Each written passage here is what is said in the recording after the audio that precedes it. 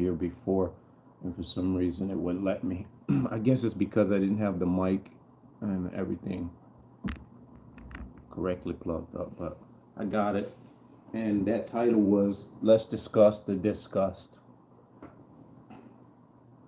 And I was going to do just a video, but I want to do live because I want to include people in real time. I'm going to discuss a few things. I'm going to talk about, well, I'm just going to talk about a few things.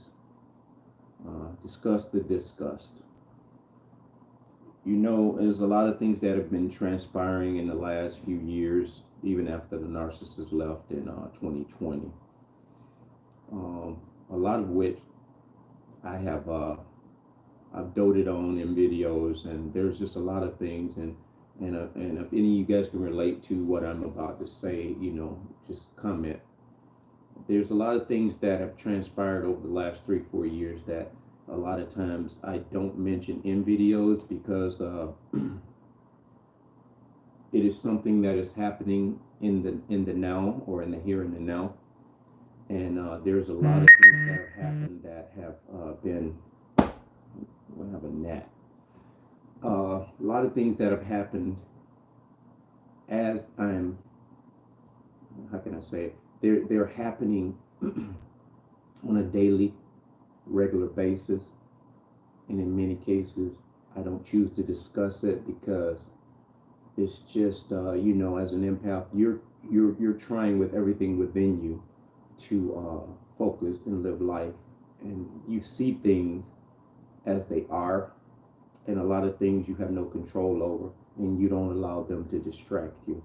And what I'm getting at specifically is, you know, it was a point in time where there were some tenants living in this building. And the unfortunate thing is, when you live in a building, apartment house in this case, I've been here almost 15 years. My children have lived here 15 years. You don't have the luxury of being able to call the shots as to how the living arrangements are, the noise, the conduct, etc., etc. You have to actually take it as it is. You have to accept people as they are, much like the world at large. We can't control, dictate, and determine what other people do. We have to just do what we can do and try to be the best person we can. Now, man, I'm gonna break this down, and I'm gonna talk straight, no chaser. Since these people have left, I've had the unfortunate luxury of having to go and assess the apartment, the premises. Before they left, the exterior of the house, the outside grounds, is in shambles, in a very disgusting, nasty way. There's oil spills from where the oil was changed, and this big old bucket, a bin that he captured oil in. He didn't dispose of it properly, and water. It took on water, and the people that were supposedly the what do you call them? They were recruited to come in and do the cleanup outside, if you will. They went on to dump this oil mixed with water in the front yard. And this is going to get disgusting by the minute, so just bear with me. We're not perfect people. You know, my apartment house is messy. Living like I do, with tools all over the place. But one thing I do pride myself on is not being a nasty individual. Bathroom, kitchen, living spaces, dirty laundry, those are things that I'm not a fan of. I don't like to keep my trash within the house within just a few days. I like to get rid of those things. But messy and in disarray, disorder, a lot of the stuff in and around my house, it could be neatly arranged. And this is what happens as a result of going through the ups and downs of toxic people in your relationship, in your family dynamic, and you guys can attest to this. But at the end of the day, it's our responsibility to take care of those things for ourselves. So not making excuses, but everything has an explanation, and that would be the explanation I would give for just the house being a little disordered right now. Now back to what I'm talking about. Going down assessing this apartment house. I had to take pictures, and as I was taking these pictures, it was literally, it was appalling. Now this is the same apartment house in which in 2020 I took you guys through that same apartment, which I actually at one point occupied the whole house. So I paid rent for the whole house when I allowed this narcissist into my house and we got married. So it was a blended family, her autistic kid, my twins, her and I. So it was a family of 5. So this house in its entirety has 6 bedrooms in which you sleep, two dining rooms, which is upstairs, dining room, downstairs, 2 living rooms, one upstairs, one downstairs, 2 bathrooms, one upstairs, one downstairs, and 2 kitchens, one up, one down. So it is a huge, large house. So the reason why I took on the whole house, because of the very reason I just described to you. I did not want to have anyone else to have access to the house, being that we had an autistic kid in the house.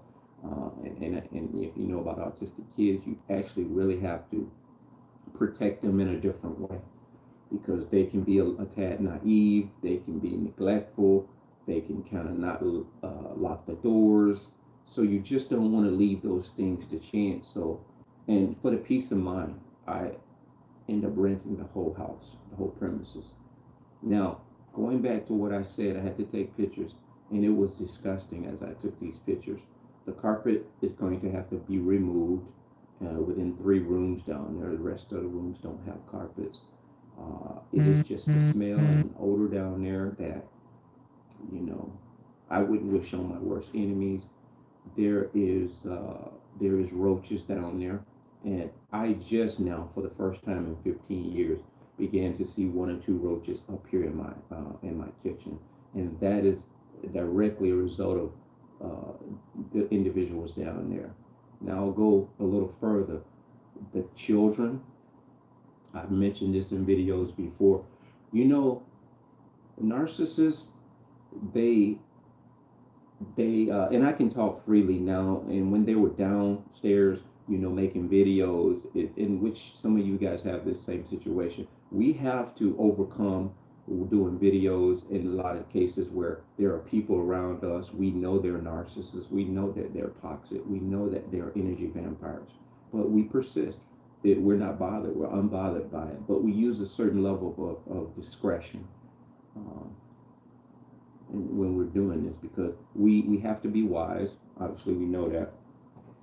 And so now, talking freely, this is a disgusting situation that I want to share with you guys, because I know at this point someone somewhere, or a lot of you guys, are either dealing with or have dealt with these same situations. We may not mention it on a regular basis, but it is happening. As you understand, 2-3 years, or as you guys know, 2-3 years ago, I had a job where I was making about $80,000-$90,000 a year. It was a union job. I was terminated for an alleged sexual harassment. As you know, it doesn't matter if it happened or not. They said it happened, so it happened. You get fired from jobs for some of the weirdest reasons, out of the blue. So you guys can relate to that. So losing that job, I was fortunate enough to run into an old friend of mine, and he's in law enforcement, and I was able to, long story short, acquire jobs from him as like a property manager. And so it just was a blessing in disguise, losing the job, because I had my liberation back. I was able to do what I like to do full time, which is work for myself. And so having that union job, I was still doing my same thing on the side, landscaping and excavation. So it was just more of the same when I ended up getting fired. And you guys will relate. I can't see anyone in. I see 4 people. I would hope that I could. If you guys want to comment, feel free to. I don't really know how to. Okay, I'll just continue to talk. But anyway, I lost that job. I acquired the property manager job, and I think before I got the job at the $80,000, $90,000 a year job, I had gotten ran over by a car, near death experience, where I ended up having to essentially have knee surgery, and I went on to get this job maybe a month after I had gotten hit by this car, maybe 2 months afterwards. So, empaths, chosen ones, you already know. You can finish my sentence. We go hard. We don't really complain a lot. We pay attention a lot. We do have something to say a lot about a lot of things because we're inquisitive, we are observant, we are persistent, and we are tenacious. Now, when you walking into your true identity as an empath and a chosen one, you all who have are newly awakened and aware and in tune with yourself. Uh, we don't walk this back. We are in tune. We are locked into who we are. But before we were awake, we now know the narcissists tried to discredit us. They tried to disappropriate us. They tried to give us essentially their identity, which is empty. And so we know our worth. And so reflecting all these things with the roaches down here, I'm probably going to have to do a lot of this leg work myself because I really don't trust an exterminator to come in and do a thorough job, to do things that I think are very necessary to this being done appropriately. Because a lot of companies, they'll come out and they'll do their thing and then they're gone. And being that my landlord lives out of state, I'm the eyes and the ears of this place. It's been a rodeo of sorts managing this property years ago. I've ceased and desist with the most recent tenants that moved in. I had my feel of being associated with any of this, and not for nothing. I'm going through all of these ups and downs, injuries, setbacks, shortcomings. I wanted nothing to do with any more narcissists, and I recognized them as they came in. You know, a narcissist will move in a place and they'll move in. They will pull the U-Haul in and they will have it unloaded. I said this before. They'll have it unloaded in less than 24 hours. Something that would normally take people 2-3 days to unload a 24-foot U-Haul, it takes them one day. And if anyone can comment on whether your pet or your pets are demonstrating really, really odd behavior, specifically my cat and my dog are urinating in the house more so than they ever did before. My little Pomeranian Maltese, he occasionally, as you know, they drink a lot of water, and occasionally he does have accidents, but it's not something that's common to him. I believe that there are spirits that these narcissists leave. They leave spirits. I told you back in 2020 when the narcissist left from that downstairs apartment, and I think those spirits are still in there. I'll pray for cleansing. God, cleanse this whole atmosphere, because I do believe in prayer. I do believe in dark energy. It exists. We know this because of the narcissist. Don't downplay it, guys. When something is sort of like off with your animals, it is fair to believe that there are entities that are still trying to attach themselves to your environment. And so anybody who's experiencing that or has experienced their animals, doing things that are just out of the ordinary, comment. And like I said, I'm going all over the place with this because I'm looking at this in its totality, and the title of the video is Let's Discuss the Discuss. It is pressure that's applied with you as an empath and a chosen one, and it's continually being applied, and it will continually be applied. And this isn't a video to actually unearth a lot of the things that I haven't discussed with me, and to also encourage you guys. I relate. We're all in the same thing together, whether you're in it now, today, You've been in it yesterday, or you're going to be in it tomorrow. This is something that's very relatable that a lot of us empaths choose not to talk about. It's those little things that you think nobody's interested in. And it's that little thing that I am discussing that very well a lot of people are living with or dealing with right now in the here and the now. And so they actually left maybe 2, 3 weeks ago, these tenants. They moved out. Now I'm going to show you when they moved in, own kids. I think I disconnected and reconnected. Hope I didn't lose anyone. So anyway, they continue to unload this U-Haul. It was unloaded. I mean, they're unloading this truck like it was a free giveaway, and they had to unload the truck. And so when they do this, it is a telltale that they are trying to get their stuff in these, occupy these spaces, because first of all, they've gotten over on somebody. They've bamboozled people into believing that they are these decent human beings. They come in knowing that they are deceitfully going to use this situation to their advantage. And so they move in, there's a ton of kids, and you'll see they will tend to act compliant. They would tend to be like little ants doing their little work, not really being conflicting, not being toxic or anything. And once they move in, I'll say a week. You give them 1 week at best.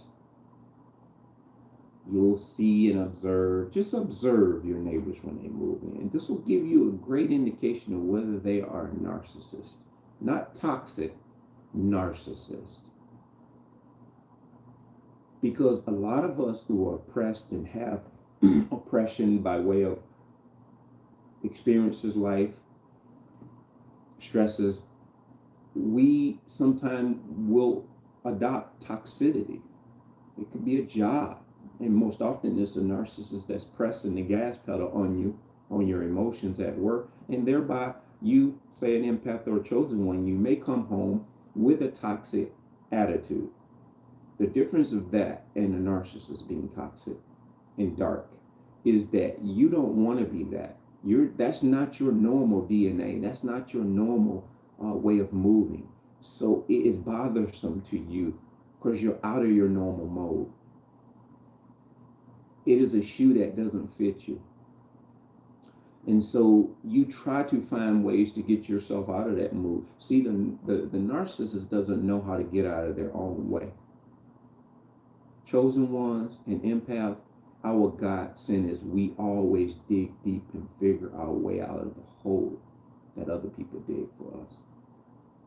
And a lot of times the dirt fall back in on them.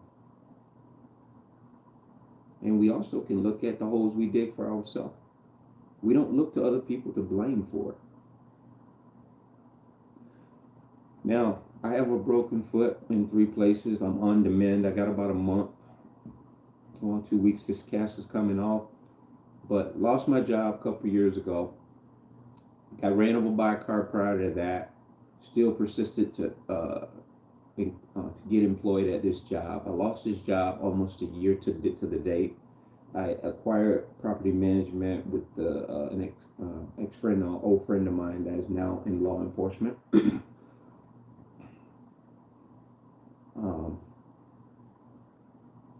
Just recently broke my foot. And to add injury to insult, excuse me, these toxic people coming in, and I was going to tell you guys, when they moved in, day one, I recognized. And what I told my children to do was to go stoic, to go gray rock.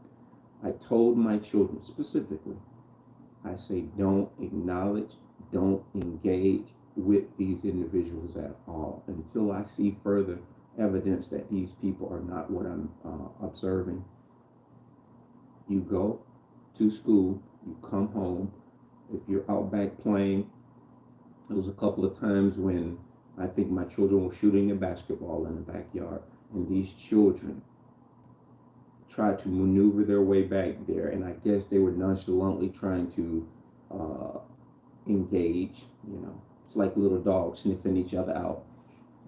So my children, the ball kind of went uh, and kind of rolled away, and one of the kids threw it back to my children. And I don't know if my children said thank you or whatever, but they persisted to continue to play basketball. And I also additionally told them, if these children attempt to engage and they try to partake in anything you guys are doing, you nonchalantly just cease and desist and come back inside, or you go on to do something else. I want you to curb these people every chance you get. Now, some may say, Mocheesemo, what does the children have to do with anything? They are connected to that toxicity. They are connected to those narcissists. They are connected um, by spiritual entities. They are locked and loaded. They have been recruited to carry on this dark legacy. This is when you're in tune. You see this. And if you haven't recognized that the apple doesn't fall far from the tree, I would encourage you guys to really observe this, because, in a perfect world, you would like to not associate the children with the adults' behavior. But in this case, and in this rare case, you must cease and desist. You must gray rock the whole entire clan. And so my children, they they were compliant. They did best they could, and I know in their head they probably didn't see what I saw, but they were obedient enough to kind of do this in a very nonchalant way. They were not mean. They were not rude to these individuals down that lived in this building, but they did remain stoic. They remained stoic. They remained unmoved. And so what that eventually did, it caused them to look for other sources of supply to draw off of.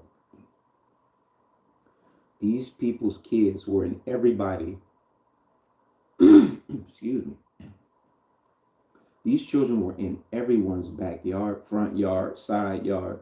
They were all over the neighborhood. Without permission, they would just walk in people's yard and begin to engage with their children. Parents, be very aware and on guard of this, because what happens is these individuals that allow their children to go any damn where they please, this is free daycare. This is free supervision that you're giving their children without them even asking your permission or your consent. This is not the game we're playing over here. And so I would observe this. I would come home, and it's either a bike or something. They would be sitting in the driveway. You would literally have to stop and just sit there, because what they want you to do, the children, they want you to say, can I come in my driveway? Can I come home to my house? To which I just sat there and waited. And then they'd look up, oh, okay. I ran over a bike or two when they were here, damaged the back rim, didn't say anything to the parents downstairs, not being rude, got out, chucked the bike to the side and backed up and got out of my truck and went in my house. Now, these are setups. This is how these people set you up. They will set you up to cause you financial duress or distress. You ran over my child's XYZ. Didn't you see it? This is a bear trap of a situation when you're dealing with narcissistic personality disorder. Families, individuals, people. There's so many dynamics with these people that I'm referring to right now. We'll never know wholeheartedly when and where they will attack, when and where they will attempt their assault. Psychological assaults. And so what they did, they end up moving out. And for, I don't know how long they were here, a year, 2 years. I asked my children this morning, They didn't make the bus because they were off Monday for they had a holiday off or something, so they didn't set their alarm. So I had to take them to school. And on the way there, I said, "Hey guys," I asked them how they slept. You know, we have a little small conversation on the way to school. And I said, "Guys," I said, I told them about downstairs. I went down there and assessed it, and I say, as I discovered or as I assumed, the roaches were coming from downstairs, and I said I was right about that. And so I said I'll have to exterminate that. I've never seen a roach here in 14 years. I've never seen a mice. I've never seen.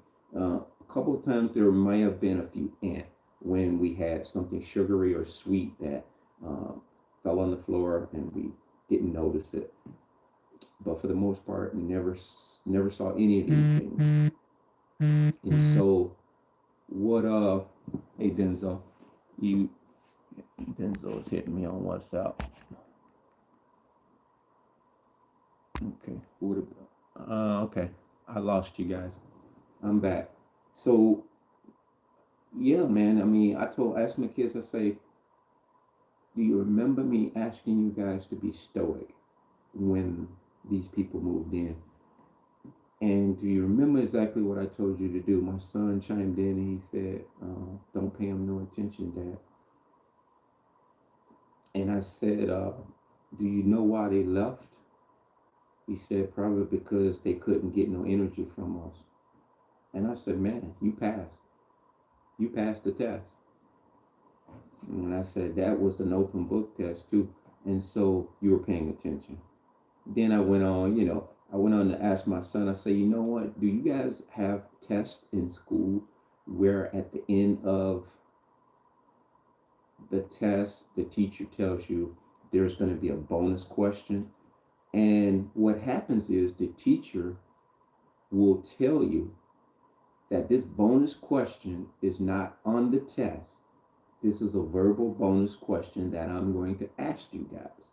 And this bonus question is contingent on whether you were listening and paying attention to me when I told you a while ago about this, that, and the other. And the teacher would proceed to just verbally explain or give a remark to say, this is the question. What did I say about XYZ in respects to this, that, or the other? And it would be just her verbally or him verbally saying, write your answer down on a piece of paper or write your answer down at the bottom of the test. And lo and behold, people in that class would look around and they'd be like, with their eyes, because you can't talk during the test, you can't tell people answers. So you can see one another looking at each other like, if you could talk with your eyes, tell me what's the answer? Nobody seems to know what the answer is because nobody was paying attention. And it brought back fond memories about that situation back when I was in school. Now, fast forward to now, knowing about narcissistic personality. That is the best way to describe how you deal with a narcissist. Pay attention in order to pass the test because they will demonstrate something in their behavior that will come back to play out in your mindset. They will demonstrate a behavior that will solidify your hunch of whether they are disordered, whether they are toxic, whether they have dark energy, whether they are problematic, any of the above. You detect any of the above, you cease and desist until further notice. You continue to observe.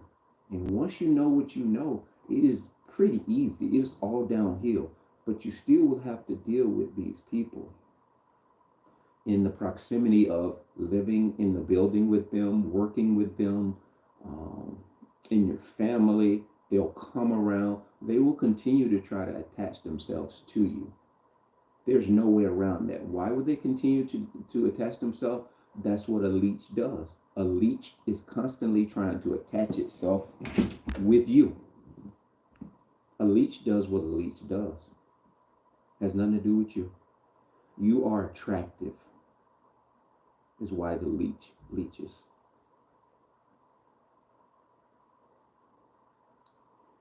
And so going all over the place, the job, the injury, getting hit by a car, excavator falling on my foot a couple of months ago, up to this point and bringing you full circle to this point right now where we are. The very job that I broke my foot on, the individual customer had me doing multiple different jobs. He has multiple properties. He essentially was pretty much taking care of me in the finance area, whereas the money that I was bidding these jobs for, the estimates that I was giving him, and the retainers that I was acquiring from him was like clockwork. Beautiful relationship, so it would seem. Now, at the present point I'm at right now, this guy is in lieu of owing me $5,000 for services rendered, not by me per se, but by a friend of mine who is an asphalt paver. And when I say an asphalt paver, blacktop paver, he is big time. He has a big lucrative business. To tell you how big he is, he does the Walmart parking lots, the grocery store parking lots, the shopping mall parking lots.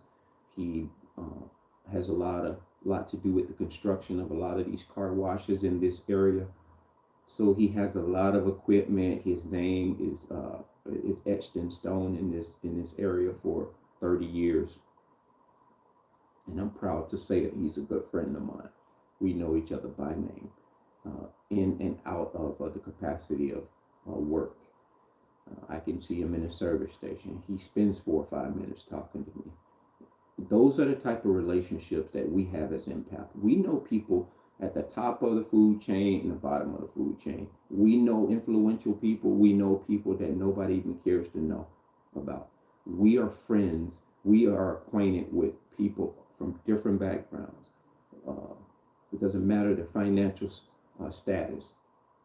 We have a very uncanny ability to form relationships with a variety, a diverse amount of people, because they love the aura, the authenticity, the energy that we bring as empaths and chosen ones. It would be a beautiful thing if most of the world was like that, but unfortunately it's not.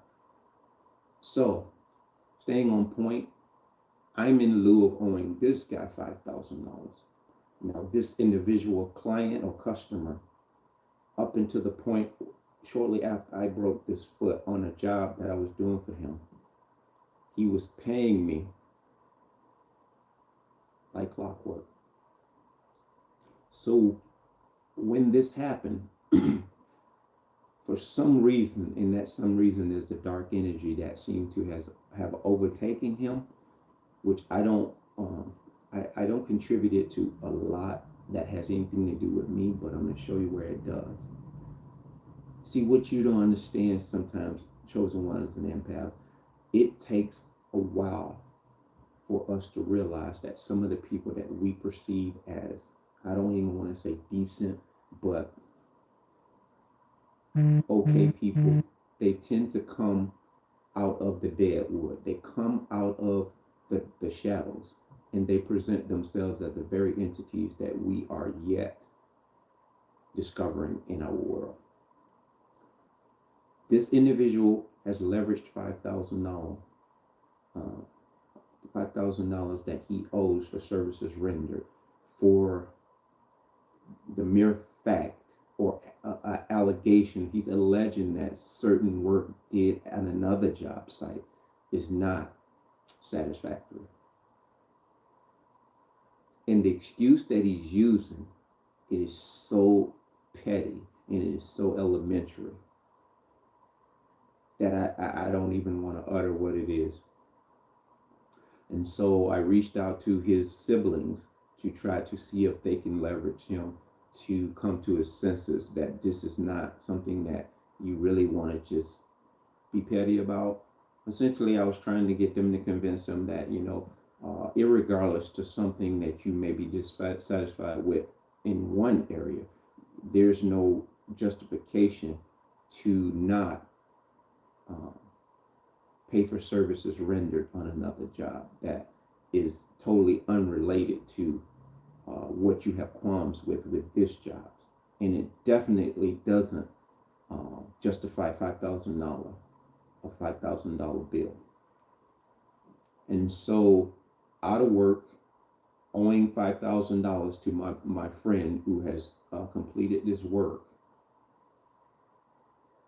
having to pay basically uh,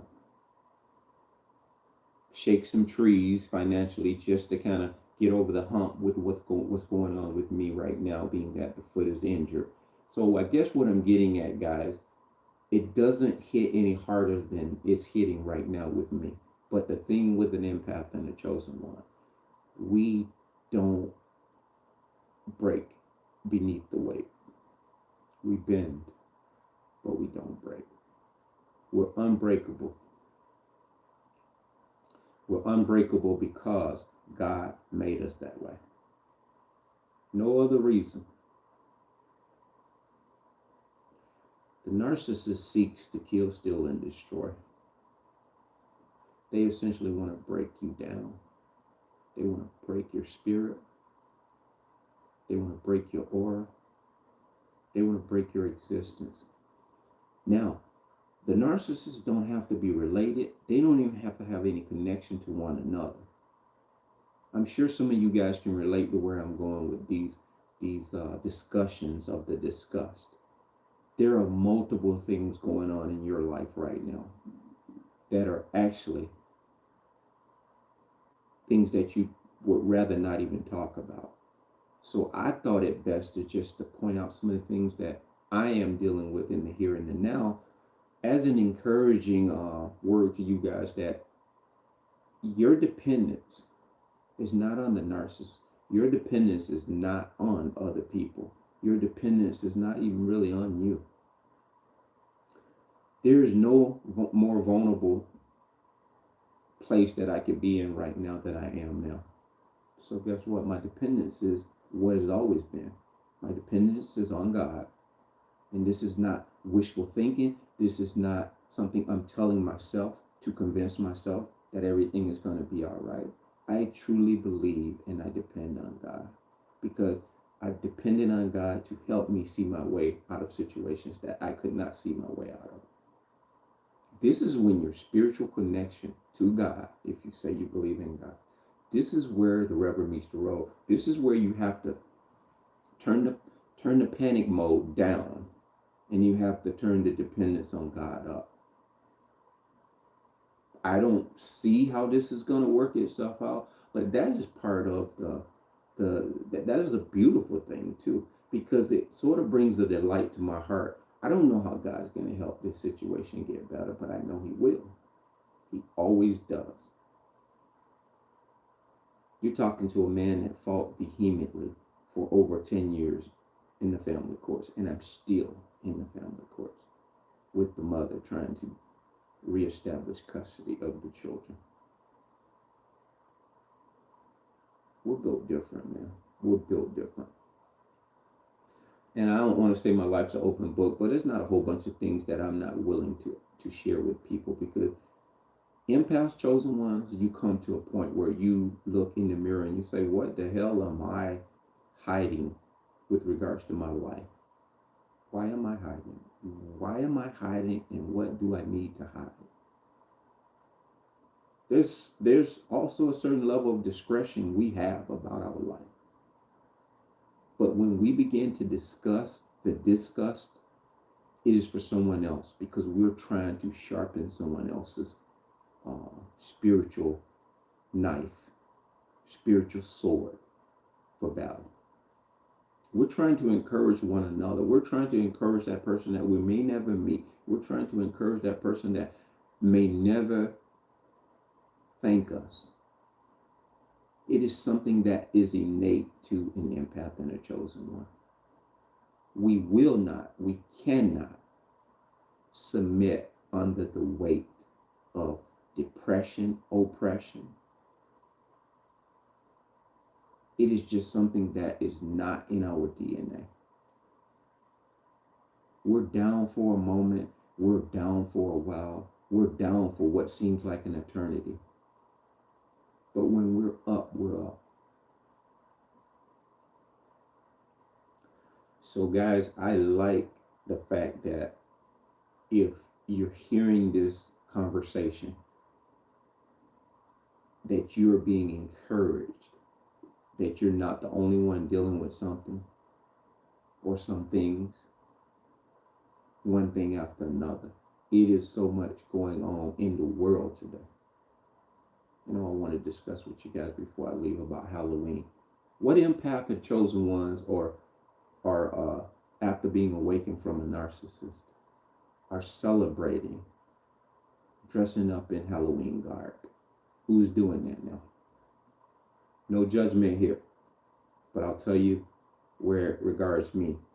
I went into Home Depot the other day, and I'm just casually observing these 20-foot googlins and goblins, and they're making these, seemingly scary sounds. And I'm walking through this place because they have tools over in that area too, and I'm just unmoved, and I'm not in awe at all. And these things are going off, and you can see the children, and I'm kind of like smiling a little bit, and I can appreciate the children finding delight in those things. But I'm going to be honest with you, as an empath, chosen one that's awakened, it doesn't appeal to me anymore. And I would ask you guys, chosen ones, really, really look within as to why we desire to commemorate this stuff. We've seen demons. We've seen real life demons. Just something to think about. The things that we used to commemorate, an awakened, chosen empath, it shouldn't appeal to us in the way that it did before. And a lot of you may say, well, okay, it's just fun. Well, I can understand that. A lot of things we do for the sake of fun. I just don't see any fun in it anymore. I don't even know the last time I gave Halloween candy away. And there is some history on Halloween. There's some history on Christmas. I would encourage empath chosen ones, go and investigate and look into some of these things, their origin. And if you see what the origin is, it's a fair chance that it won't appeal to you the same way as it does now, for one reason or another. For the most part, you will have more information and you'll see it for what it is. You won't just be going through the motions because other people are doing it. Because a lot of things we do, we just do it because other people do it. We'll do it because that's the way we were raised. Whether it's church, Halloween, Christmas, Easter, you name it. We must understand why we do what we do. And when you understand why you do what you do, you'll realize that you really don't care to do it anymore. Less is best. Now, guys, with that being said, I want to tell you guys, have a beautiful day. Bless.